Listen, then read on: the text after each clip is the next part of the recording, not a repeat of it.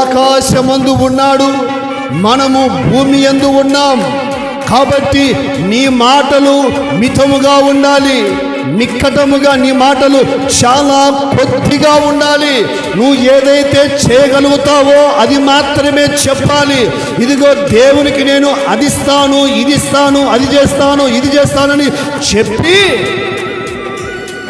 చేయకపోతే పాపం. అదే చెప్తుంది బైబిల్. బుద్ధిహీనుల యందు ఆయనకు ఇష్టము లేదు. అవును దేవుడి బిడ్డలారా, నీకు చెప్పాను కదా ముందే, ప్రతిష్టకు పొట్టేలు కొనుక్కున్నా డబ్బులు ఇస్తా అని చెప్పి ఎకనామం పెట్టాడు. రాలే, ప్రతిష్టకే రాలే, డబ్బులు ఏమొచ్చాయి? మళ్ళీ నా దగ్గరకు వచ్చి అన్న అమ్మ ఇదే చవన్నా అంటే, నేను నమ్ముకునేది ఆయన కదయ్యా. ఎవరిని?